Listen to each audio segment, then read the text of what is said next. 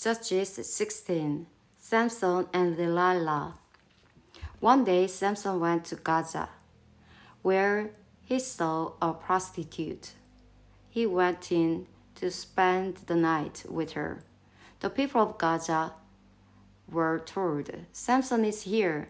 So they surrounded the place and lay in wait for him all night at the city gate. They made no move during the night, saying, At dawn, we'll kill him. But Samson lay there only until the middle of the night.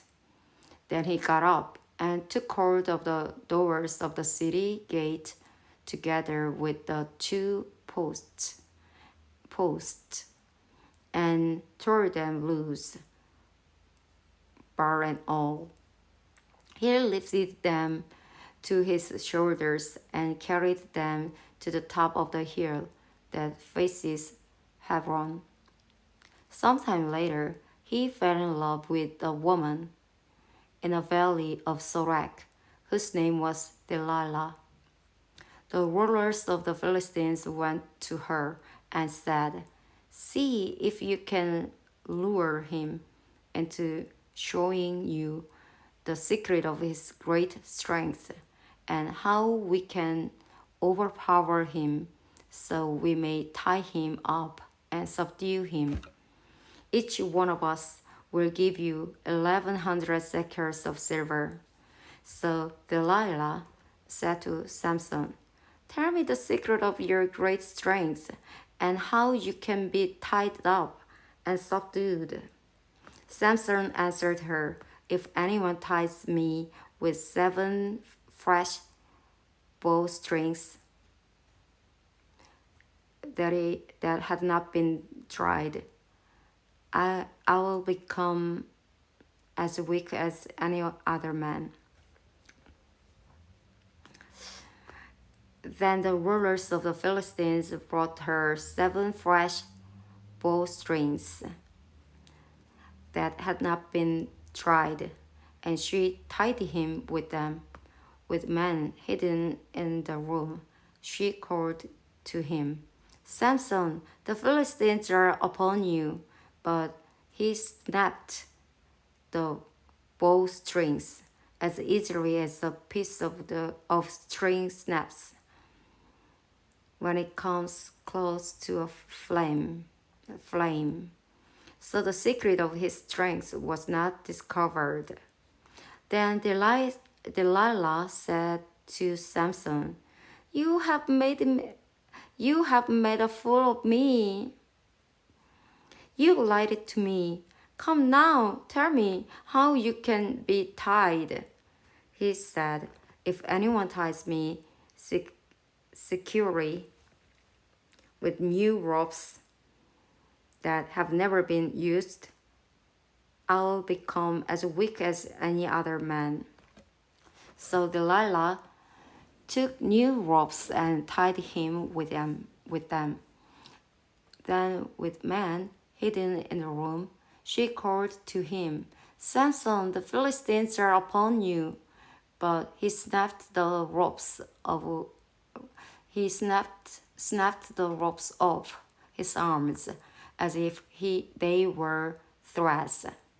Delilah then said to Samson, All this time you have been making a fool of me and lying to me. Tell me how you can be tied. He replied, If you weave the 7 braids of my head into the fabric on the loom and tighten it with the pin, I'll become as weak as any other man. So while he was sleeping, Delilah took the 7 braids of his head, wove them into the fabric, and tightened it with the pin. Again, she called to him, Samson, the Philistines are upon you. He awoke from his sleep and pulled up the pin and the loom with the fabric. Then she said to him, How can you say I love you when you won't confide in me? This is the third time you have made the fool of me and haven't told me the secret of your great strength. With such nagging, she prodded him day after day until he was sick to death of it. So he told her everything.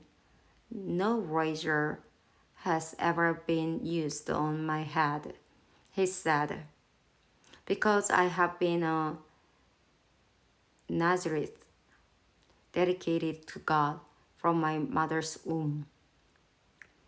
If my head were shaved, if my head were shaved, my strength would leave me, and I would become as weak as any other man. When Delilah saw that he had told her everything, she sent word to the ruler of the Philistines. Come back once more. He has told me everything. So the rulers of the Philistines returned with the silver in their hands. After putting him to sleep on her lap, she called for someone to shave off the 7 braids of his hair, and so began to subdue him, and his strength left him. Then she called, Samson, the Philistines are upon you. He awoke from his sleep and thought, I'll go out as before and shake myself free.